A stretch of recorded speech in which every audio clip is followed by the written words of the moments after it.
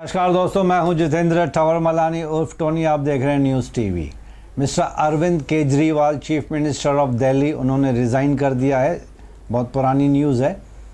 अब रेजिग्नेशन के बाद officially he is not having any right to occupy the bungalow of chief minister allotted to him in Delhi. तो कल या परसों उन्होंने वो दिल्ली का जो बंगलो था उनका चीफ मिनिस्टर का, वो उन्होंने वैकेट कर दिया है अपने फैमिली के साथ, अपने पेरेंट्स के साथ। वो उस घर से निकल के जाके उनके ही एक ख़ास मिनिस्टर हैं पंजाब के, दिल्ली में उनके घर पे जाके एज ए मेहमान बन के वहाँ पे रहने चले गए।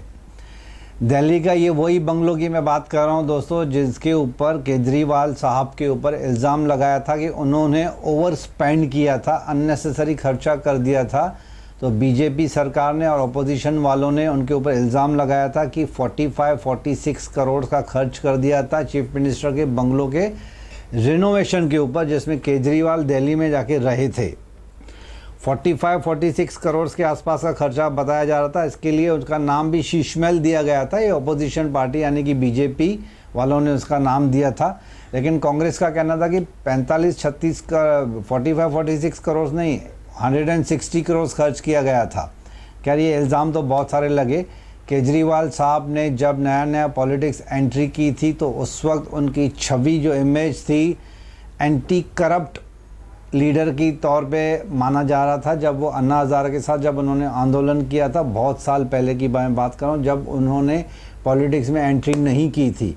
लेकिन धीरे धीरे पॉलिटिक्स में आने के बाद खुद को बचा के रखना विद ड्यू रिस्पेक्ट बहुत डिफ़िकल्ट होता है। कहीं ना कहीं से कोई ना कोई इल्ज़ाम तो लग ही जाता है। तो आज उनकी इमेज में थोड़ा सा कहीं ना कहीं डेंट लग चुका है। अब वो करप्ट हैं नहीं हैं, उनके ऊपर बहुत सारे इल्ज़ाम लगे हैं। ये जो लिकर पॉलिसी है उनके केस में भी वो अंदर थे। पहले ईडी ने अरेस्ट किया, फिर बाद में सीबीआई ने अरेस्ट किया। अब वो बेल पे बाहर आए हैं। अब वो हरियाणा में कैंपेनिंग कर रहे हैं, बिकॉज आम आदमी पार्टी हरियाणा में भी कॉन्टेस्ट कर रही है। तो उन्होंने दिल्ली के चीफ मिनिस्टर की पोस्ट से रिज़ाइन किया था। बंगलो भी कल खाली कर दिया है। इस वक्त वो अब किसी दूसरे दोस्त के पास, अपने पंजाब का एक मिनिस्टर है, एमएलए शायद, उनके पास जाके रह रहे हैं।